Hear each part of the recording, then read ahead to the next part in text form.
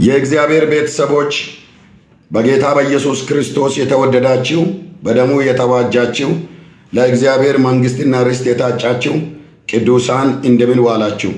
የአምላካችን የእግዚአብሔር ስም ከዘላለም እስከ ዘላለም ድረስ የተባረከና የተመሰገነ ይሁን።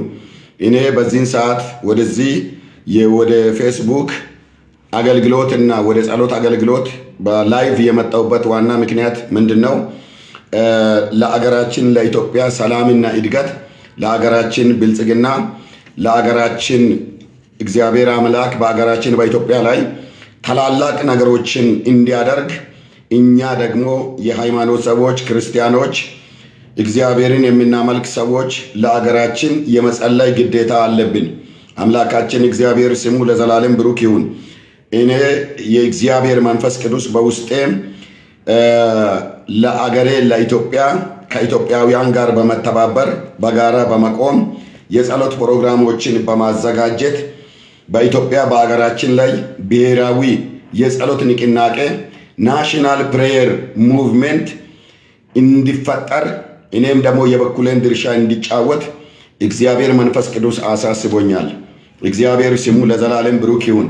አሁንም ለአገራችን ለኢትዮጵያ ስንጸልይ በዘርፈ ብዙ ነገሮች ለአገራችን ለኢትዮጵያ እንጸልያለን። ኢትዮጵያ ማን ናት? በኢትዮጵያ ውስጥ ስንት ሃይማኖቶች አሉ? የኢትዮጵያ የሃይማኖት ተቋማት ግዴታ ምንድን ነው? መብት ምንድን ነው የሚለው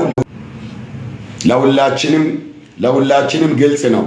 ነገር ግን እኛ የእግዚአብሔር ሕዝቦች በተለይ መጽሐፍ ቅዱስን የምናነብ ኢየሱስ ክርስቶስን የምንከተል ለአገራችን ለኢትዮጵያ የመጸለይ፣ የመማለድ፣ የማንባት፣ የመጾም ግዴታ አለብን። ስለዚህ ከእግዚአብሔር ቃል ንጉሡ ሰለሞን የጸለየውን ጸሎት ከአንደኛ ነገሥት ምዕራፍ 8 ከቁጥር 22 ጀምሮ ያለውን በጌታ በኢየሱስ ክርስቶስም ካነበብኩኝ በኋላ ከዚህም በኋላ በሚኖሩ እግዚአብሔር በሚሰጠን ጊዜ በዩቱብ፣ በቲክቶክ፣ በላይቭ ለተቸገሩት፣ ለታመሙት፣ ስራ ለሌላቸው፣ ህይወታቸው በተለያየ አይነት ፈተናና ምስቅልቅል ውስጥ ላላቸው ደግሞም ለኢትዮጵያ ለመጸለይ የእግዚአብሔር መንፈስ ቅዱስ ሸክሙን በውስጤ ያስቀምጧል። ይህንን በምልበት ጊዜ አትጸልዩም ለማለት ፈልጌ አይደለም። ብዙ አዛውንቶች፣ ብዙ እናቶች፣ ብዙ አባቶች በሰራዊት ጌታ በእግዚአብሔር ፊት ቀኑን ሙሉ ተደፍተው የሚውሉ እህል ውሃ የማይቀምሱ ለአገራቸው እንባቸውን የሚሰዉ እጅግ ብዙ ናቸው። ታዲያ የእኛ የአማኞች ድርሻ ምንድን ነው? በአገራችን ውስጥ ሰላም ሲጠፋ፣ የአገራችን የልማትና የእድገት ራዕይ ሲጨናገፍ፣ ብዙ ወንድሞቻችን እህቶቻችን ሲገደሉ፣ ደግሞም ልማቱ ሲጨናገፍ፣ ሰላም ሲጠፋ እኛ ዝም ማለት አለብን ወይ? አሁን በምናገኘው አጋጣሚ ሁሉ በግልም በምስጢር በእልፍኛችን ውስጥ ከእልፍኛችንም በመውጣት በአደባባይ ለአገራችን ለኢትዮጵያ ትልቅ ጸሎት ልናደርግ ይገባል።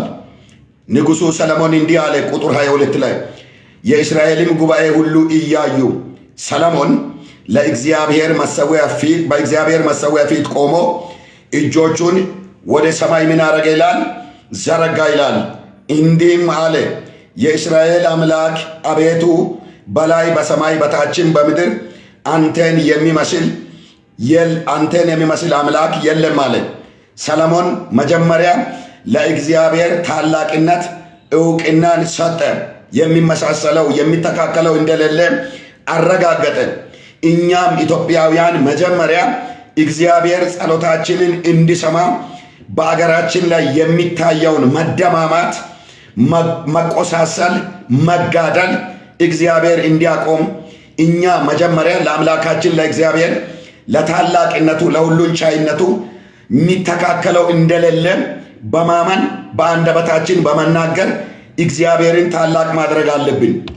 ውድ ወገኖቼ፣ እህቶቼ፣ ወንድሞቼ ዛሬ ኢትዮጵያ በአንድ በኩል እየለማችና እያደገች እየደመቀች ትገኛለች።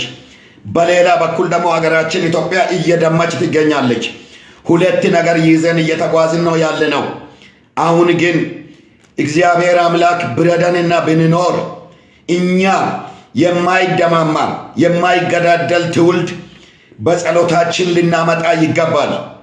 የማይቆሳሰል ትውልድ ወደ ጦር ሜዳ ወጥቶ ወደ አውደ ግንባር ወጥቶ የማይዋጋ ትውልድ እነሆ ተነስቶ ብልጽግና፣ ሰላም፣ ደስታ፣ ምቾት የሰፈነባትን አንድ መልክ ያላትን ኢትዮጵያ ለማየት እንፈልጋለን። እኔም ለማየት እፈልጋለሁ።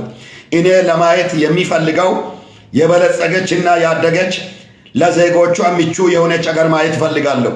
ዜጎቿ የሚሰደዱባት፣ ዜጎቿ የሚጎሳቆሉባት፣ ዜጎቿ እርስ በራሳቸው የውጭና የሌሎች የሰይጣንን ተልእኮ ተቀብለው ህዝባቸውን በሚገድሉ እያዘነች የሐዘን ማቅ ለብሳ እያነባች ልትኖር አይገባም። ውድ ወንድሞቼና እህቶቼ ሆይ ዛሬ አንዲት ጥይት ሳይተኮስ የሚኖሩባቸው አገሮች አሉ። ሰዎች የሚኖሩባቸው አገሮች የጥይትን ድምፅ ሳይሰሙ ተወልደው አድገው አርጅቶ የሚሞቱ ብዙ አገሮች አሉ። እኛ ግን ሁለት መልክ ይዘን ነው የምንጓዘው። እኛ ግን ሁለት አይነት ነገር ነው ይዘን እየተጓዝን ያለ ነው። አንደኛው የእኛ ይዘን እየተጓዝን ያለ ነው መገዳደልና መደማማት ነው። በጦር ሜዳ መተላለቅ ነው። በ21ኛ ክፍለ ዘመን ታይቶ የማይታወቅ ጦርነትን ከዛሬ 3 ዓመት በፊት አድርገናል፣ ተላልቀናል። ታሪክ የማይሰራ ጠባሳ ጥለን አልፈናል። አገርን የሚያለማ ወጣት አጥንቱ በጦር ሜዳ ላይ ተከስክሷል፣ ደሙ ፈሷል። ዳሩ ግን እኛ የእግዚአብሔር ሕዝቦች መጀመሪያ ለአምላካችን ለእግዚአብሔር ታላቅነትና ገናናነት ዕውቅና ሰጥተን መንግስትንና ሕዝብን የሚጠቅመውን ነገር ለማድረግ እግዚአብሔር ቀልብ እንዲሰጠን፣ እግዚአብሔር ማስተዋል እንዲሰጠን፣ እግዚአብሔር ወደ ልባችን እንዲመልስ እኛ ልንጸልይ ይገባል። እስቲ የእግዚአብሔርን ቃል አንብቤ ልጨርስ። የእግዚአብሔርን ቃል ልናገር። በምድር አንተን የሚመስል አምላክ የለም። በፍጹምም ልባቸው በፊት ለሚሄዱ ባሪያዎች ቃል ኪዳንና ምሕረትን የምትጠብቅ ሃሌሉያ።